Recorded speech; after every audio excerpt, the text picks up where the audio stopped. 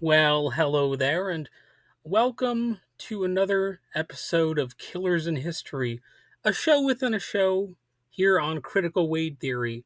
And this is, of course, the part where eerie, suspenseful music might have creeped in to sort of lure you into the episode and set the mood, made you prepared for something scary to come along in the episode, But I'm not going to play that game here. Even though I do have the ability to create scary music, it's actually one of my specialties as a musician. So it's a little bit ironic that I don't play that trick on you. I'm just gonna tell the story of Mariam Soulakiotis. I probably mispronounced the name. But anyway, why is she called the Killer Nun? Anyway, in modern Greek history, few names cast a darker shadow than Mariam Soulakiotis. She was called many things: serial killer nun, even Mother Rasputin. Her followers believed she could lead them to salvation, but what she really offered was a prison of obedience, abuse, and death. So, this is the story of Mariam Soulakiotis, one of the most chilling cases of religious exploitation in the 20th century. And you know what? We had plenty of that happening in the 20th century, as we've had beyond that. So, what what was the story? What made Mother Rasputin? So, Mariam Soulakiotis was born in Greece in 1900 during a turbulent period of national rebuilding. Some historians point to the Bavarocracy, a time when foreign rulers imposed order on Greece, as shaping the country's obsession with authority and obedience. And you could note similar aspects of other countries, of course. Like, people have long noted that Russia has been an authoritarian society, and the United States has had a fair amount of authoritarianism, despite everybody calling it the land of the free. There's definitely a strong authoritarian undercurrent, but you could say the same thing about so many other countries, and that includes Greece.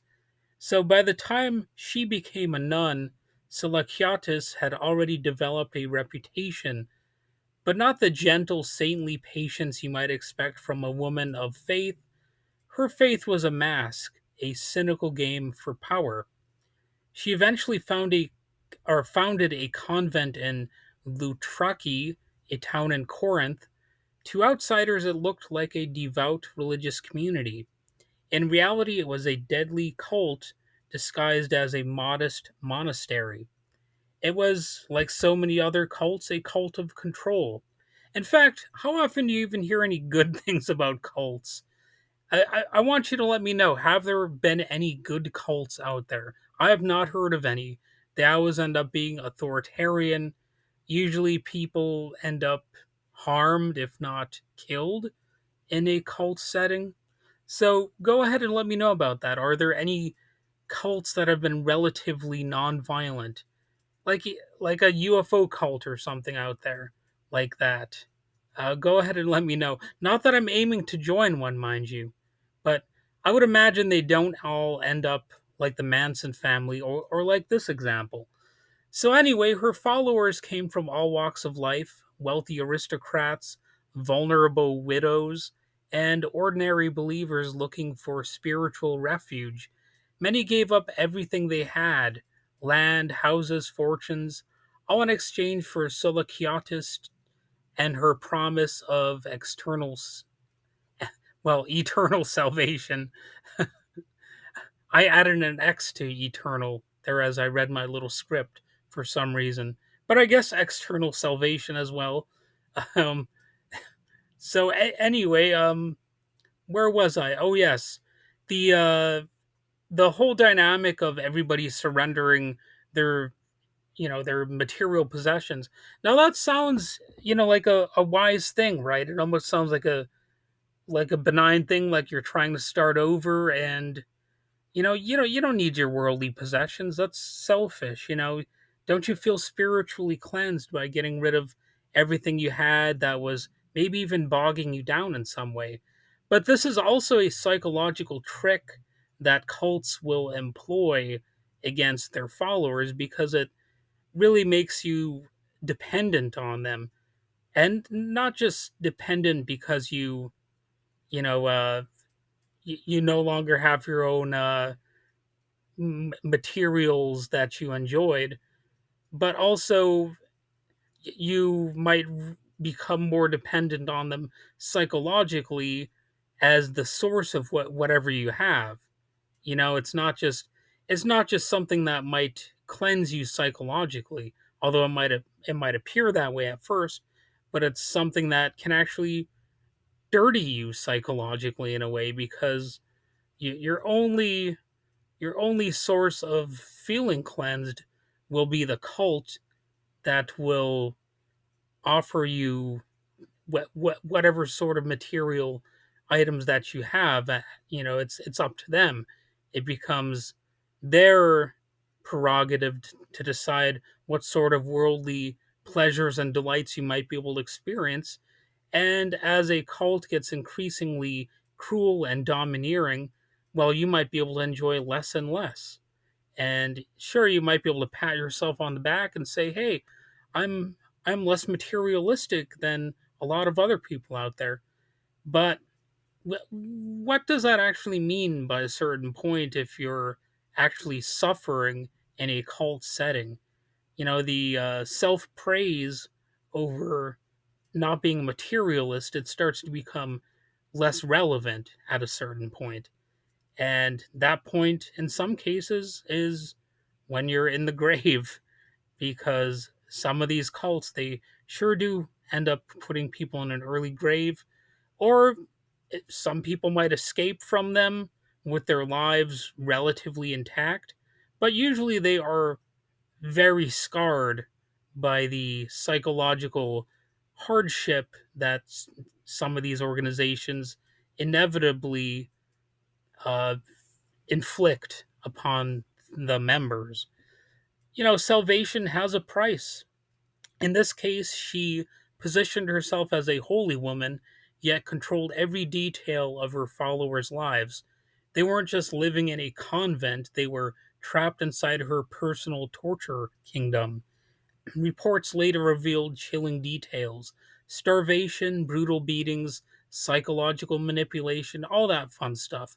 She gaslit her followers into believing their suffering was holy, repentance that produces salvation, and some never survived her methods. Her power was financial as well as spiritual.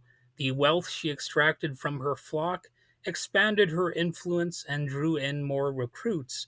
In many ways, it mirrors the playbook of Jim Jones and the People's Temple decades later, where devotion ended in revolutionary suicide, and we got the very memorable uh, figure of speech about drinking the Kool-Aid. That is often applied in political contexts, and I'm sure you might understand by this point that some people are applying that to MAGA and, and whatnot. But there were definitely all these previous occasions where people were led into cult-like figures who promised to be the one who would solve all of their problems. And what do you know? In the end, it ultimately has some destructive elements, some that are too great for certain people to actually overcome. So, what led to the exposure of the crimes? By the 1950s, rumors of death and abuse reached the authorities. Police investigations uncovered a pattern of cruelty. Followers who dared to resist faced starvation or worse. Some died under mysterious circumstances. The press called it one of the most diabolical cases ever to reach a Greek court.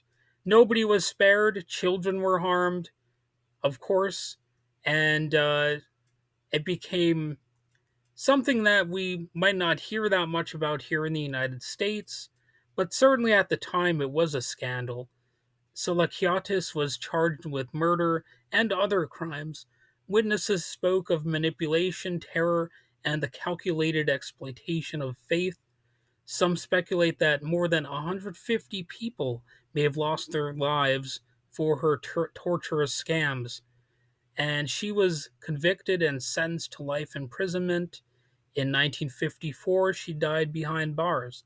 So, of course, there was a legacy of fear, even though, again, for whatever reason, I've never heard of her until recently.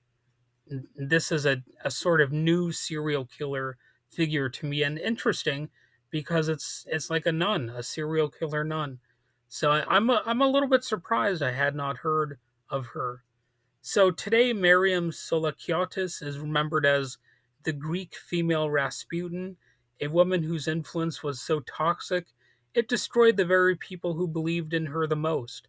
And her story stands alongside other haunting scandals of religious abuse, echoing the pain inflicted by Catholic Church cover ups, or the psychological destruction seen in cults across the world. And she reminds us of a dangerous truth. When devotion is twisted into obedience, faith can become a weapon.